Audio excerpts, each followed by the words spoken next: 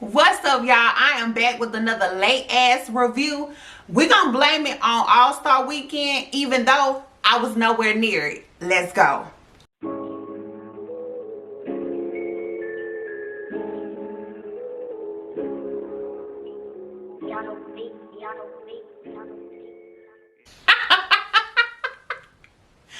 Sorry, y'all. I am sorry. Look, it is my actual birthday weekend. My birthday was on March the 3rd, but this would be, of course, the weekend that I would have celebrated my birthday. But I was doing none of the above. I was not really out in the elements like that. I actually went to a bridal shower, and that was it. So that's what I spent my weekend doing. And then I spent all day today just kind of recouping, so I'm not gonna be able to record the video and edit it tonight. So that's why y'all are getting this video when y'all are getting it. But the point is, I'm here and I'm ready to talk about it. So forgive me, as y'all always do. Y'all know I ain't shit when it comes to dropping these reviews on time, but y'all still come back to watch them, and that's why I fuck with y'all like y'all fuck with me. You know what I'm talking about? So this is Love After Lockup, Life After Lockup, Season 3, Episode 33. This is the episode right before we get the season finale, and then we go back into Love After Lockup, I believe. So anyway, y'all, this is the episode right before the season finale. So, it was given whatever it had to give. We actually have a total of 7 couples on this episode, and y'all know I'm long-winded as hell. So we're going to go ahead and get started. The first couple I want to start with is Chevelle and Quaylon. Okay, so we start out our scene with Chevelle and Quaylon. First of all, Chevelle is running around the house looking like a WWE cheerleader. She got on her WWE cheerleader uniform because it's like black. It's a black bodysuit, and then it's got the flare bell bottoms at the bottom, and it's got some tie-dye splash rainbow type of shit going on. That's the uniform. And I mean, I don't know if Chevelle doesn't see herself the way that we see her. Like, when she looks in the mirror, I don't know if she sees this like bad bitch hourglass Coke bottle-esque shape. I don't know if that's what she sees when she looks in the mirror. But for me personally, I seriously try to be honest with myself as much as possible. Now, I will tell y'all, I do have clothes in my closet that do not necessarily accentuate my shape, that don't I do have a lot of tops that have my stomach hanging out. I have a lot of bottoms that have my bottom hanging out, or well, not hanging out, but just showing in general. And I'm very knowing of, like, I know that when I walk outside, the first thing you're gonna notice is my stomach or my arms if I got on sleeveless. Like, you're gonna notice those things about me. But when it comes to Chevelle, I don't think she knows that, okay, I don't have no hips, but I'm going to purchase this article of clothing that usually requires hips for it to look flattering on somebody. You know what I'm saying? It's like, if I were to put on that same uniform, that outfit that Chevelle had on, like, you would swear that I did it as a joke, because that's what I would look like, a joke. And like, Chevelle looked like a joke. And I'm gonna tell you, it did not make it any better with the hairstyle that she had going on, y'all. Okay, first of all, she had crochets. Nothing wrong with crochets. People still wear crochets. The problem was She had a part down the middle of her head that looked like a fucking bowling lane. Do you hear me? A bowling lane. That part. Woo! That part was so thick and wide. It was like somebody put about 4 cornrows on each side of her head and then put about 3 packs of crochet braids on each cornrow and just said, there, bitch, get out my face. Like, nobody is going to be able to convince me that Chevelle didn't do her own hair. She had to have done her own hair. Like, she got the call. Production said, hey, we'll be there at 9 o'clock in the morning. Be ready. And when she hung up with production, she realized that her hair was sticking straight up on her head. And she said, what the fuck can I do? And she decided to put 4 cornrows in her head and all them goddamn crochets. That's what she decided to do. That's what happened. You're not finna tell me that hairstyle was done on purpose. Chevelle, you gonna have to call me yourself to tell me that, because nobody can convince me otherwise. That shit was horrible. It looked like Maila did her hair. Now, I'm normally not one to judge, but enough is enough. Enough is enough. You have killed us with the fashions. First of all, you love these bright colors. You love this little thin silky material on your body. It's not a good look for your wide back. It's not a good look for your non-existent hips. It's not a good look for your small little Winnie the Pooh tummy. You know what I'm saying? I'm not bashing your look. I'm not bashing your shape. I'm not bashing your size, because who the hell am I to talk? I'm the most oddest shaped person I know.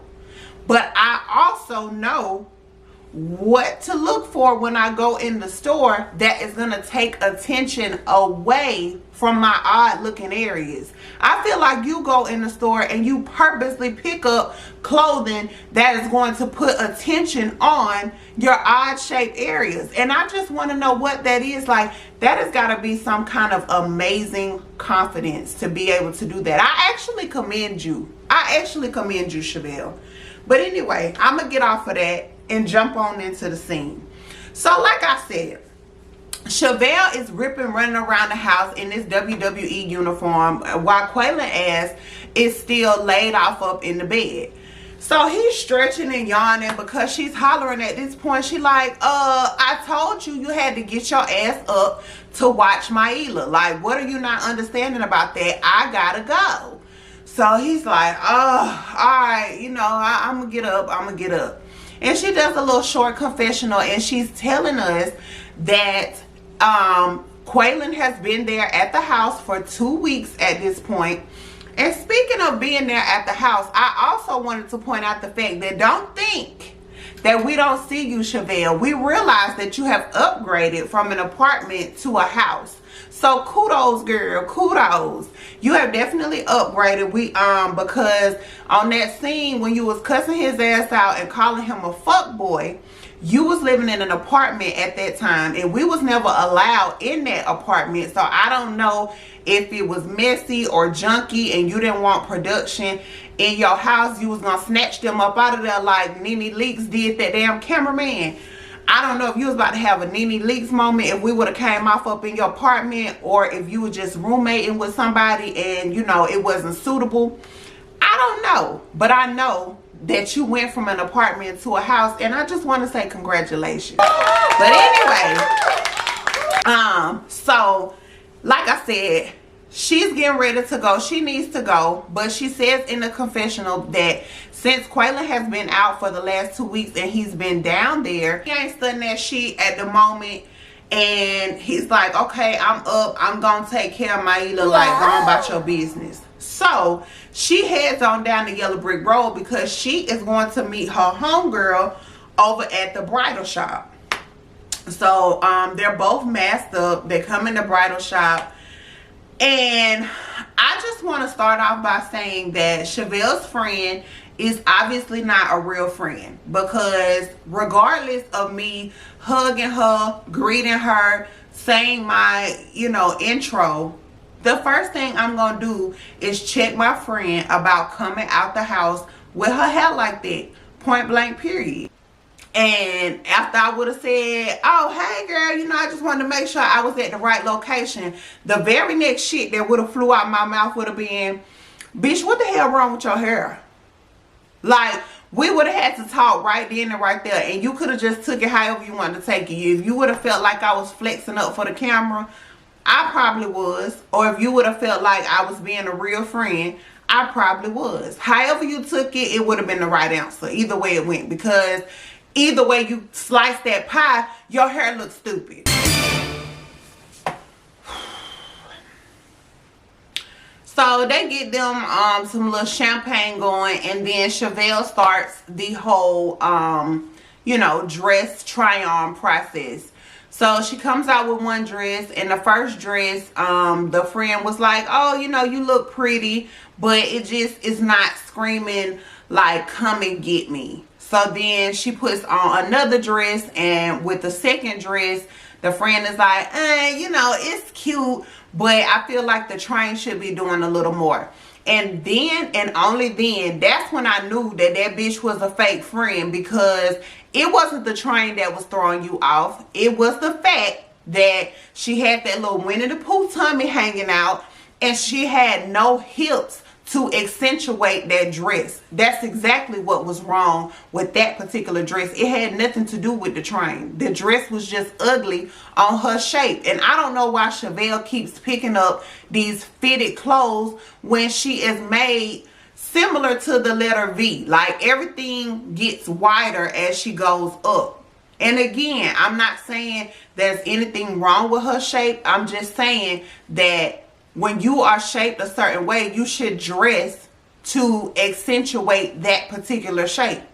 Everybody talks about Wendy Williams' shape, but if you ask me, I feel like Wendy Williams wears clothing that is appropriate for her shape, because it's an odd shape. It's a weird shape. And so I just don't feel like Chevelle gets it, because I feel like if the friend wasn't there, she would have felt like that second dress was it. And so the third dress, I actually did like the third dress the most on her. I still feel like she can look a little longer and do a little more. But this just goes right into the category of when, first of all, everybody is telling you that you're rushing this. You know what I'm saying?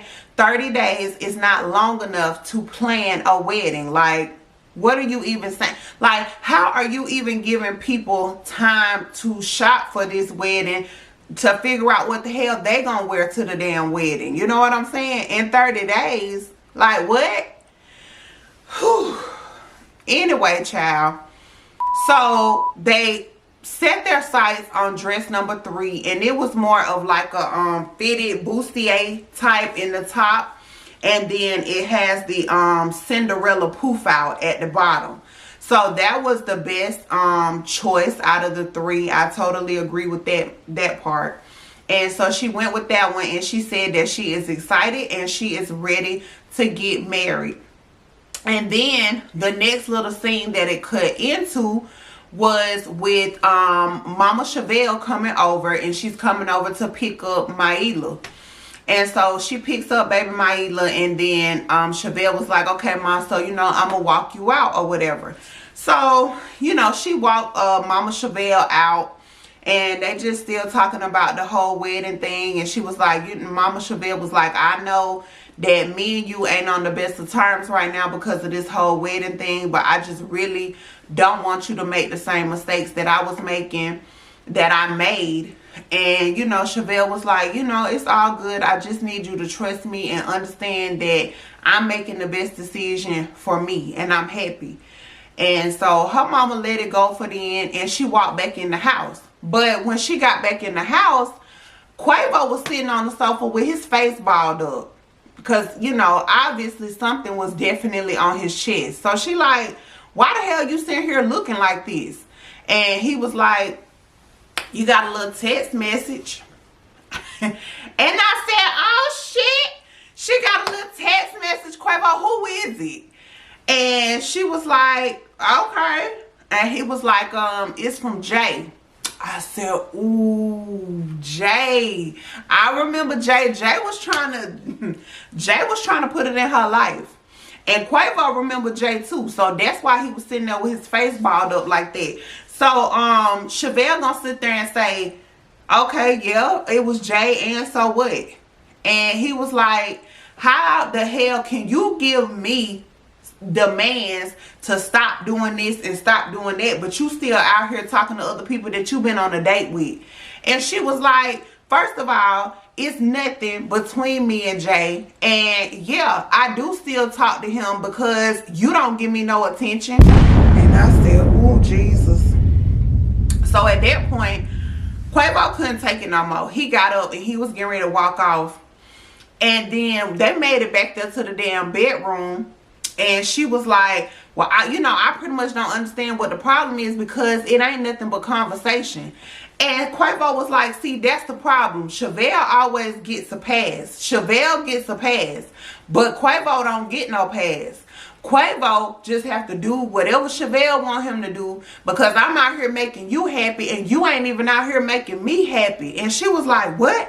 I don't make you happy? And he was like, hell no, you don't make me happy. And boy, why did he say that? Why did he say that? Here comes Chevelle with these damn waterworks. Oh my God, dude, I can't believe you saying that I don't make you happy, dude. I do everything for you. Like, Lord have mercy. Girl, if you gotta go through this much in the couple of weeks that this man been out of jail, if you don't see these red flags, the flags that are going on in this relationship are redder than this damn t-shirt that I got on. If you can't see that, then you're going to have a long, hard way to go. You're going to have a long, hard way to go because you are obviously blind to everything because you so thirsty for love that you will put up with anything and everything. You so thirsty for love to be able to say, I have a boyfriend, I have a husband, I have something that's solid, I'm married, we got the child, we got the house, we got the car, we got the picket fence, we got everything. Like, we're living the American dream. And then behind those closed doors is a fucking nightmare. A nightmare. And Chevelle, you ought to be ashamed for wanting your daughter to go through that just to be able to say that you got a man. Shame on you. Long story short, Quaylen says he needs some time to breathe, and from this point right here, they are single because he needs to figure some shit out, because obviously Chevelle doesn't see anything wrong with what she's doing, but she's requiring him to not be able to do the same thing that she's doing. And so, I mean, I get it. I get both sides of the coin, but at the end of the day, Chevelle, you are wrong. You know, if he looked through that phone and he didn't see any kind of messages from you saying, you know, hey, you know, I understand that we were communicating for a little while, but I ended up getting back with Quaylen and I'm not going to be able to keep in contact with you from here on. Obviously, whatever he read was a continuous thread, like y'all never stopped talking, you know, and you're letting Jay steadily entertain you. And that's not cool. So, I mean, I'm really not sure how old you are, Chevelle. I don't even ever pay it really no attention when it comes up there on the screen. But you have the mentality of a high schooler. Your perception of love is off. Your perception of compromise in a relationship is off. I just feel it's making me really sad for Maila. You know, if you decide to go through some bullshit, then that's one thing. But making your child subject to it is a whole nother ball game. So, I mean, I know that this is stuff that has already happened, and, you know, we're a couple of weeks or months or behind the real time. But girl, I really hope that you and Quaylon take some serious time apart and figure out if you are ready to make such a huge step as far as being married, because it's too much. Y'all going through too much too early. So that's a huge sign that neither one of y'all are ready. Point blank, period. Okay, John and Christiana. John and Christiana, let's see, their scene started out with them being at home in the bed. John is knocked the fuck out and Christiana is up. She's just up because she can't really sleep. You can hear a lot of creaking, walking around up there, because you got to remember, you got mama upstairs and you got 3 babies upstairs. So, you know, you got people walking around, somebody still in the living room watching TV, somebody in the kitchen making them something to eat at all times of the night, and somebody got to go to the bathroom. So you can hear all this creaking and cracking and walking up around upstairs. But then John has got his room downstairs, and Tara also had a room downstairs. So Christiana is up because she said that after that conversation she had with her mom, she's just feeling really insecure about not knowing exactly what happened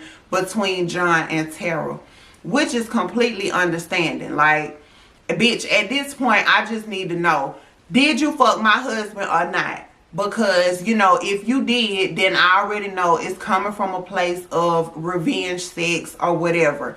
But I just need to know the truth. So what Christiana decided to do was call Tara. She went in Tara's room. She called Tara and she was like, hey, you know, how you doing? I want to meet up with you. And she was like, okay, you want me to come over there? And she was like, well, no, you know, you can't come over here or John gonna have a fit. She was like, I'll meet you over at the park. So while John is asleep, Christiana creeps out to meet Tara over at the park. And I believe that that's where they dropped that scene off at, because y'all, I did not watch it from my TV this week. I watched it online. So all the channels that I was watching it from, you know, online, they all ended it right there. So I'm assuming that that's what happened, and we'll see the finale of what happened with them next week. We're gonna move right along to our favorite dum-dum, Sean and Destiny. Ooh, honey. Sean and Destiny. So their scene starts out with Sean driving his ass back to where they at? Las Vegas? I think so. Driving his ass back to Las Vegas when he receives a phone call from Destiny. She's like, I need to fucking talk to you, dude. And he was like, well, what's up? She was like, no, I need you to meet me. I need to talk to you. And he was like, oh, talk to you about what? Talk to me about what? Like, you know, you told me it was over. And she was like, I just need to fucking talk, okay? So he hung up the phone and he said, text me the address, and then he hung up the phone. So then he's telling us in the camera, like, I'm gonna go against my better judgment, even though, you know, I'm not gonna lie, I'm a little scared because I don't know if she's gonna jump on me. I don't know if she's gonna try to rob me or scam me. I don't know. I just don't know what's gonna happen. So, but I'm just gonna go against my better judgment and meet her. So he finally gets to the location wherever she's at, and she's standing there completely irritated, and she's like, dude, you know what the fuck? And he was like, look, like, I didn't know where the location was. I don't know my way around here. So, like, chill out. So she just got an attitude from the start to finish. Okay, she turned back into the Destiny that we met over the phone on episode 1 of this season. So I'm like, I just don't understand what it is that Sean sees in this girl. I really don't get it. Like, you obviously don't like being talked to like this. You don't get treated right by her. So what the hell is it that has you so hooked on this damn girl? But anyway, so he gets out the car and he's like, you know, what do you want to talk about? And she said, I want to talk about the fact that you took my car from me and now I need some money. I need you to give me some money, dude. I said, well, what in the pimp named Baby Powder is this? This lady had him meet her so that he can give her some money after she broke up with him. If that ain't some pimp shit, I don't know what is. I don't know what is. Now, you know, I definitely sat back and put my student hat on when she said what she said, because it couldn't have never been me being in Sean's position. So I just wanted to see how Sean was going to handle this. So she was like, I need some money. Like, you took my car. You know I got shit to do. You just left me out here to fend for myself. Like, I don't know what you expected me to do. And he was like, well, if I recall, you broke up with me. You threw my ring at me and you told me we were done. So what did you think was going to happen? And she was like, you know what, man? You really scammed me. I said, wow, this shit gets better and better every time she opens her mouth. She said that he scammed her. And he said, well, how so? How the hell did I scam you? So, of course, she went right back into all this old shit that she always go into. You're still dealing with your baby mama. You lied to me about your age. You lied to me about how many kids you have. Like, Destiny, come up off of it. You knew all of this shit from day one when Sean met you, your sister, and your mama. So at the end of the day, if that was some shit that you didn't want to put up with, you could have let his ass know that right then. But what happened is he ended up not shoveling out money the way that you thought he was going to be shoveling out money. You got a little irritated and you ran off on his ass. You done maxed out his credit cards. And then, something I was watching today, they was saying that in that little, in her stuff that she had in the trunk, that it was illegal stuff in the car. And so that's why the tow truck man could not pull off with Destiny's stuff in the car, because he was not allowed to travel with whatever substance was in that car. And I was like, well, what the hell? So I don't know what the hell Destiny had going on, but that probably has a lot to do with the fact that, you know, her face has started to sink in like Skeletor. That probably has a whole lot to do with, like, it makes all the sense in the world. So Destiny is back locked up at this current moment. And I think they said that she's doing like a 2 to 5 year sentence or whatever. It could potentially be more than that, but she's definitely doing at least anywhere from 2 to 5 years at the current moment. So, I mean, if y'all told me that Sean was still somewhere taking care of her now that she's locked up, I would believe it. I would definitely believe it. But, you know, that scene ends with him saying, well, you know, I got $40 on me. Like, that's enough for you to do something. And she was like, well, what the hell do you expect me to do with $40, Sean? And he was like, I don't know. I mean, you know, it can do something for you. So then she tried to snatch the shit out of his hand, and she missed it the first time. And then she went back to snatch it for a second time. And instead of him calling her all kind of nasty, stupid, stinking hoes, he said, can I have a hug at least?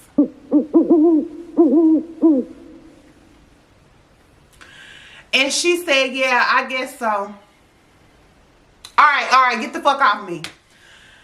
Child. Sean and Destiny. So Destiny walks her ass on wherever the fuck she gotta go. But before she walked off, she wanted us to know that stupid ass Sean just don't know that I'm already dating somebody else. And I said, well, once again, just like a Lindsay situation, when she felt like the joke was gonna be on him, Destiny, the joke is on you. Because if you're out here expressing to the world that you have a man, but you had to go meet up with Sean to get 40 regular ass dollars, like, bitch, you out here shooting bad. So the joke ain't on him at this point. The joke is on you. Now, Sean, I'm going to tell you, You fucked up because you still got them $50,000 on the line. Now, I don't know if that freed him up now that she is, I don't really know how that system works. So now that she's locked up, I don't know if that took him off the hook for the $50,000. But he better pray to God that that's what the case is. Now that they have her, his money is back freed up. But anyway, so the last scene that we get from them is her going on about her business, and he done pulled up at Kelly's house because he said that he feels like he wants to make amends with his family. And this is the part that pissed me completely off. Like, I never really get emotional about this show, but this particular scene had me dead ass hot with him, and it had me very emotional at the same time, because he pulls up at Kelly's house and she's like, the hell are you doing here? And he was like, I just wanted to come talk. You know, I wanted to come talk to y'all and just let you know what was going on with me. And so soon as he gets in there and sit down, well, first of all, I couldn't figure out why she got a whole wraparound sofa, but he chose to sit on the arm of the other end of the sofa. So I couldn't figure out why they were so separated from each other. That was number one. But I never did figure out the answer to it. But then he jumps right into letting Kelly know that, you know, things didn't work out how I expected them to. She did show up for court, but you know, it's still to be continued because of the whole COVID thing. And she broke up with me when she got left out the courthouse. And so Kelly was like, oh, so what you're basically saying is the shit panned out how I told you it was gonna pan out. And he was like, you know, yeah, I guess. And she was like, oh, okay. And he was like, you know, I just wanted to come over so that, you know, I could try to mend things with you and the kids. And she was like, well, you know, I already knew what your dumb ass, I knew your dumb ass was coming back. But you're going to have a hard time trying to make it up to your kids because, you know, your daughter is not really going for it. And she was referring to the oldest daughter, the 16-year-old daughter. I want to call her Kaylee so bad, but that could be the wrong name. So anyway, the daughter overhears him out there talking, and she's like, so what's going on out here? So he was like, I just wanted to come over because I just want to make things right between us. And she was like, well, you know, why did you just now decide to come over and try to get things back on track? And he was like, well, you know, she's not around anymore. Me and Destiny broke up. And she was like, oh, so now that you guys are broke up, that's why you decided to come over here? And he was like, no, that's not it at all. Like, I just feel like I need to get my relationship back on track with you guys. And she said, well, let me ask you this. Why didn't you come and try to make amends earlier if that's not the case? And he said, well, I don't know, but I'm here now. And she said, that's exactly what I thought. And she went the fuck off on his ass. She said, when you and that girl were together, all we heard about was her. And then they did a confessional with the daughter, and she said that it would be plenty of times that she would call her dad and he would not answer. And then it would be other times that she would call her dad and Destiny would answer and then hang it up. And so that they just could never get in contact with Sean. And so I can only imagine how it goes from having this really super cool, super close relationship to my dad, and then all of a sudden this strange woman that's coming straight out of prison gets involved in my dad's life and just completely draws a wedge between us. Like, I can only imagine that scenario as a 16-year-old female. Like, it has got to be devastating. And so when she grilled him and when she said, because he was like, you know, I really care about you. And she said, well, if you cared, why didn't you come back sooner? When Sean didn't have an answer for that shit, you could see that her heart broke right then and there on that sofa. And y'all, it got me. It got me. I was in here like, oh my God, girl, don't cry. Don't let your stupid ass daddy make you cry, girl. Like, whew. It got me, y'all. So she runs to her room. She was like, I don't even want to talk about it no more. I'm done with this. He can go on about his business. And then Sean comes in there. He's like, you know, I just want to talk to you. And she was like, bruh, get the fuck on. Like, I don't want to deal with you. And Sean was like, I'm just here now to show you that I care and I want to fix it. But first of all, Sean, everything that you did looks so fake and so forced. And you talking about some, she just really made you feel like an unfit father and made you feel less than. Bitch, you ought to. I'm glad she made you feel that way, because you a real piece of shit that you would let some ass overrule your 6 children. Like, shame on you. Shame on you. Andrea and Lamar. Okay, this is a lighter scene. So, all right, then you got Andrea at the house. She's talking about the princess is here, honey. She came out of there. She had on her little fitted hot pink dress with some little black designs on it or whatever, and she was ready. And he was like, oh, you know what? Where the hell you going? What you think you finna do? And so she said that her girls were coming from Utah and she wants to give them a tour of LA. You know, she said she feels like she needs to treat these ladies to a day out in Hollywood and let them know how she's living. And so that's exactly what she did. She had the limo come pick her up from the house, and then they went to the airport to pick up the ladies. So it was her 3 homegirls. I can't remember their names, but it was the 2 white ladies and the 1 black girl who always telling her ass like it is. So when they arrived at the airport, they was like, look, whoever this is driving this limo, they need to get out the way because our ride is coming to get us. And then so that's when Andrea rolled the window down and was like, hello ladies. And they was like, oh my God, this is our transportation, this is our ride, oh my God. You know, they were so excited or whatever. So after they get over the excitement of that, they all get in the limo and they're just making all kind of stops and tours around the monumental parts of LA. So they stopped at Randy's Donuts, of course. That's the scene. She was telling them that Snoop Dogg made a video in front of that donut shop. And I also want to say that I think that's the same donut shop for Holy Moly Donuts on the Friday movie, next Friday. So you had that going on. And then what else did they go to? Oh, I think they went to see the Hollywood Stars. I think they went to see that. And a couple of other stops. So anyway, of course, it was nighttime by the time they got back. So the driver done pulled Andrea up at her house, and the ladies is all thinking that they about to go get out with her so that they can see her house, because she didn't take them the first time they pulled up. And she was like, no, you all stay in the car. And so they was like, we're not getting a tour of the house. And she said, oh no.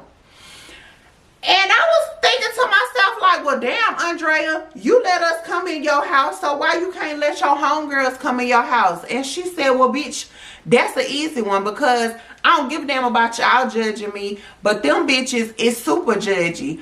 One of my homegirls judged another because she didn't even have a double oven in her house. And so, like, no, if they can drag her about that, I ain't no telling what they'll say about my house. And I said, you know what? You right.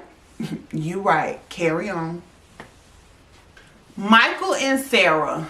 Okay, the scene with Michael and Sarah, it was kind of short this week too. So, they have Mike back home in Michigan at his mom's house. And I was like, oh, okay. He did go see his mom. So, he's at the house. He's playing on this piano that I guess has been in their house since whenever, because he's playing this little number that he used to play when he was a little boy. And his mama was like, oh, you know, I can't believe you still remember how to play that, whatever, whatever. So then after he stopped playing that, she was just asking him, like, you know, what's going on with you? And he basically said that him and Sarah have been living together and that, you know, things are going well, but they're not in a real committed marriage. Like, I know that Sarah is seeing other guys and Sarah knows that I see other women, but we're just in an open marriage and we're making this thing work. And so the mama was like, well, it sounds like if you are trying to make it work, then you gonna have to stop doing your outside stuff and she gonna have to stop doing her outside stuff.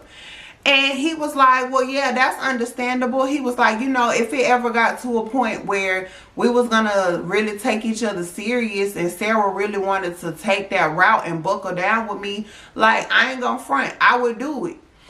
And so the mama was like, you know, that's good. That's definitely what I want to hear. You know, I'm always for y'all putting the family back together. Now, I'm going to be honest with y'all. I feel like the mama definitely pacifies Michael. She never calls him out on his bullshit, and it frustrates me so bad. I feel like that could be a mixture of her compensating because him and the father don't necessarily have that close relationship. So I feel like it has something to do with that. And I also feel like she's kind of guilty about him going to jail. Like, she probably feels like she could have did more to keep her child from just being out in the streets and making those wrong decisions. So, you know, I just don't like that when she knows that Mike is on some bullshit, she doesn't hold him accountable for it. I feel like as a mother, you should. Like, your child is not your best friend. Your child is not your homeboy. Your child is your child. And as a parent, it is your job, whether good, bad, indifferent, to call them out when they need to be called to the carpet. And she never does. So she just was sitting there telling him how proud she is of him and all this and that and the third. And I'm just like, girl, get out my face. So I was happy that that scene was over as quick as it was. And the next part was Mike pulling up at some little deli and him meeting this girl at the deli. But the thing is, like, she just looked like, first of all, she looks like she smoked her back out. That's first of all. So she looked like she had just got done rolling a blunt. She didn't have none of her lashes on. She had probably pulled them off. That we've been in her head for about 3 weeks at this point. It's time for it to come out. So she just took a little water and brushed it down. And she was like, let me go ahead and do this scene. Because she had just met Michael online a couple of hours ago. That's what the hell she looked like. So she's sitting there talking and she's like, yeah, so you know what's going on with you and Sarah. But even though she was asking about Sarah, it still gave me the vibe that this was just somebody that he had just literally met online. And the only reason she knows about Sarah is the same reason that we know about Sarah, because you're a fan of the show. You know, Michael uses his platform on the show to meet women, and there's nothing wrong with that, because if I was a single woman and if I was on a national TV show, I would probably do the same thing. But I need you to have some kind of cap on these women, Michael. I really do. Like, I need you to have some type of standard. It's like, you can't just talk to the first woman that tell you, hey, how you doing? Like, you can't just jump all over that, because you don't know what that is.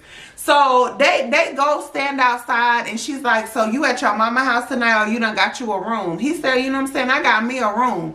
And she said, oh, so I gotta make it a little more convincing for you. And this bitch leans in and stick her tongue down his throat. And I said, no, no. Oh, I was like, no. That scene just looked like gingivitis, tonsillitis, and bad decisions.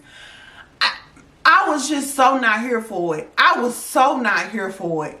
But look, he was making it seem like that was one of the best kisses he had in a while. Because, I mean, at least she did have, you know, a little more lip meat than Sarah. So, you know what I'm saying? He did enjoy the kiss. You know, he making all these sounds while they kissing. So, I don't know if he enjoyed it or not. Because we all know that Michael is a very good actor. So, who knows? But I guess we'll find out next week. Because then it cut to a scene to let us know what the hell Sarah was doing. Sarah was on her way to meet Malcolm at a restaurant.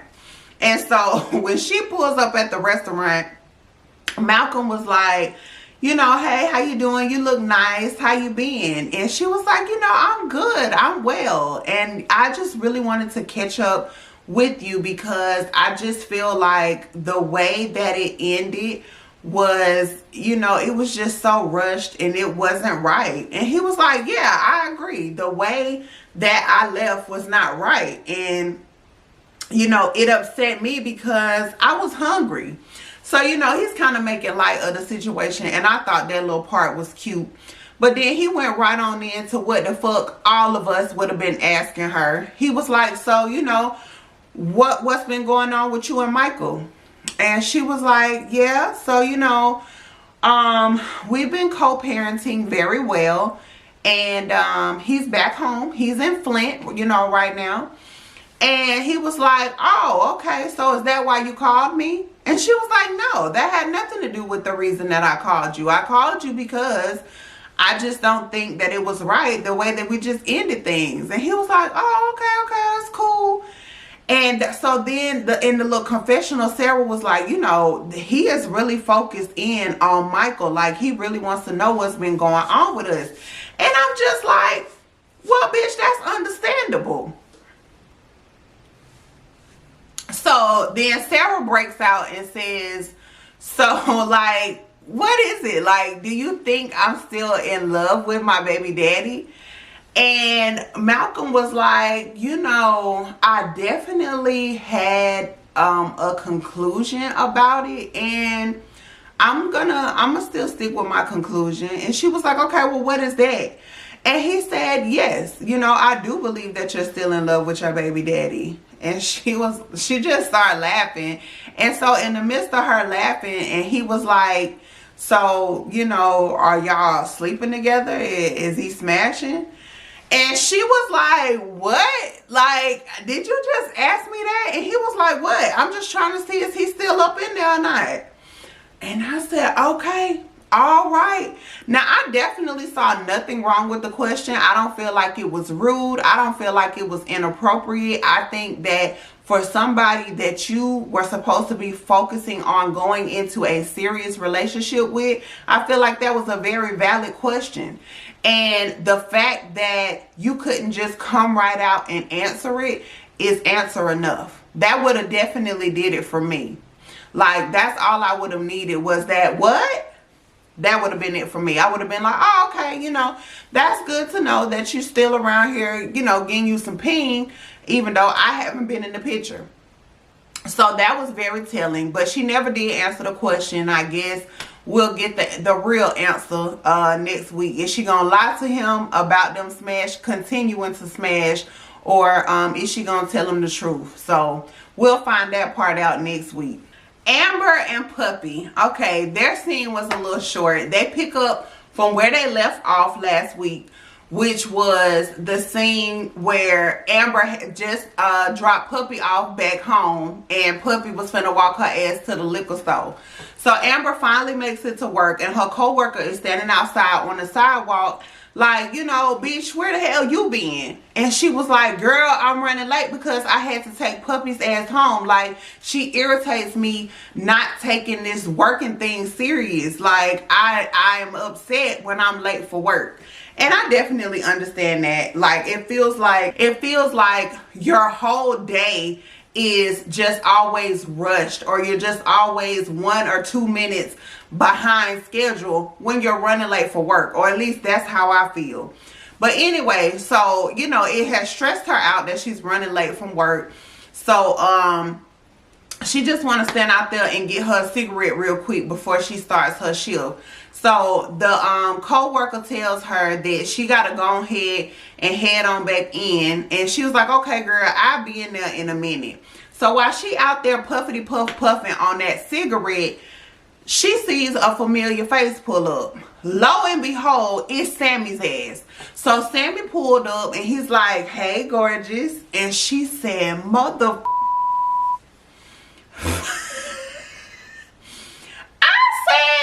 what the hell happened? Like, you're not happy to see this man?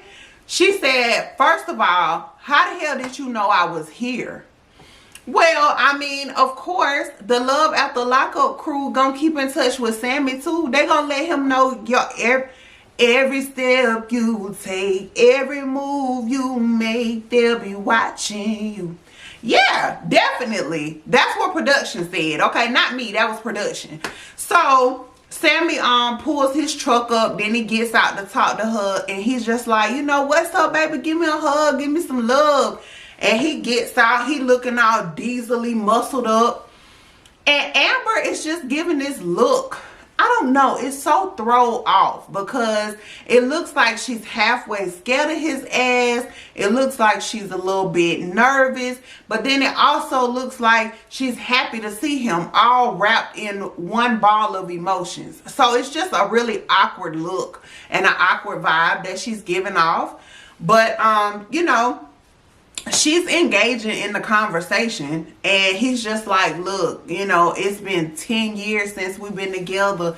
And she's like, yeah, I've done 2 sentences since then. And he said, well, yeah, I have too. And so she's like, well, I see you done put on about 50 pounds. And she was like, you know, at one point you was smaller than me. And he was like, yeah, I know. And he just was letting us know in his confessional that Amber looks absolutely beautiful. You know, she looks stunning, and he just really misses her. He wants to be with her. He misses everything about her. And you know, even back then when they were dealing with each other, he just remembers that as being some of the best sex he ever had in his life. And I was like, oh, okay, girl, you know what I'm saying? There ain't nothing wrong with putting that thing on him. So then he goes back, and he's still talking to her, and then she was just looking at him like, man, I don't know what I'm gonna do. She said she doesn't know when the hell she's gonna tell Puppy about Sammy ass being out, and if they're going to be in a relationship or not. And y'all know I talk about this every week, and every time I have to talk about her, because I'm just like, I don't understand why you're being so selfish. You don't want to tell this girl because you're scared of being put out on your ass and having to pay more than what you're already paying. Because I'm pretty sure whatever Puppy's mom is charging you has a lot to do with the fact that you're so close with Puppy, and have a lot to do with the fact that she knows your situation. So she's probably not charging you much or nothing. But if you go stay in a extended stay, efficiency lodge, get you a 1-bedroom apartment, you're going to end up paying way more than what you pay with living with Puppy's mom. And so I feel like you're trying to stray from the truth as long as you can, because you don't want to come up off that money. And that's a selfish ass reason to be leading Puppy on at the end of the day. So anyway, Sammy ass still standing out here in front of the job, and at this point this man done started crying. He said that, you know, it was very abrupt and it didn't have a period on it when they broke up, but he loves her and he has always loved her. And he was like, please, you know, just talk to me, just say something. And she said that, you know, she completely agrees. She said that their relationship never was able to get a period put on it, and he has always been in her heart as well. So who knows where it's gonna be. He said that he wants to take her out, and she said, I don't know, just call me and we'll see. So I guess we'll figure out what the hell is going on with them next week. And last but certainly not least, couple number 7 is Brittany and Marcelino. They did end up back in the bottom because they are still continuously on this journey with Miss Cindy, trying to heal her and move her in a better direction. So this portion of the healing is for her and the ex-husband to just really have a heart-to-heart. So they're having a dinner, and they're out in the backyard. And so while the dad is back there, I don't even remember what he was back there doing, but she came back there to where he was at, and he was like, hey, how you doing? And she said, you know, I'm fine. And she said, so you think you might want to go for a walk so we can kind of catch up? And he said, no, I don't want to go for a walk, but we can talk. So, you know, she instantly kind of went back in her shell a little bit with just the simple fact that he didn't want to take a walk with her. And so, but he was still willing to talk. So he came up a little closer to her, and he was like, you know, how you been? And she said, I'm dealing. And he said, well, yeah, that's all of us. That's all we can do is just deal. And then she said, you know, your girlfriend seems really nice. You know, what do you think about her? And he said, yeah, she makes me laugh. She makes me smile. And when he said that, she just started bawling. That's not what she wanted to hear. And so that let me know that Miss Cindy was definitely still holding on to the hope that it was at least something there that they still had with each other. And I think with him confirming that he's happy in his current relationship, it's not exactly what she wanted to hear. It's just not what she wanted to hear. And so that was pretty much the beginning and the end of that scene. But all I wanted to add extra to that is that, you know, they're showing all of this hurt and this breakdown when they're showing what's going on with Miss Cindy. But then every time they show Brittany, she's saying, now see, this is what I wanted. Ever since I was in prison, this is all I imagined, was all my family being together and getting along and everybody being in this happy space. But what you're not seeing, Brittany, is that none of this, the whole time y'all been in Alaska, your mom has not been in a happy place. When you pulled up to see your grandma, that was not a good moment for her. When y'all went to the scene where she got burned, that was not a good moment for her. Now she's having a conversation with her ex-husband, and it's not going the way that she thought it was gonna go. So you tell me what part of this trip Miss Cindy was happy.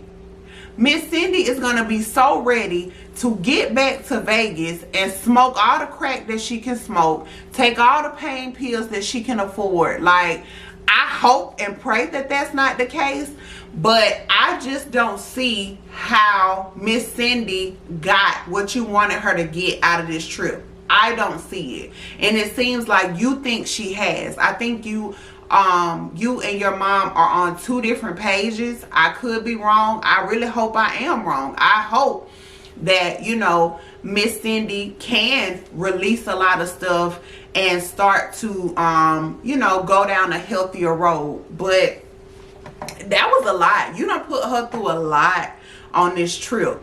And so all we can do is hope for the best. I don't know if they'll show us anything else with them next week, but it is the finale, so we'll probably see a little bit of everybody. But Yeah, y'all, that was Love After Lockup season 3 episode 33. We got one more episode before we go into the old crew.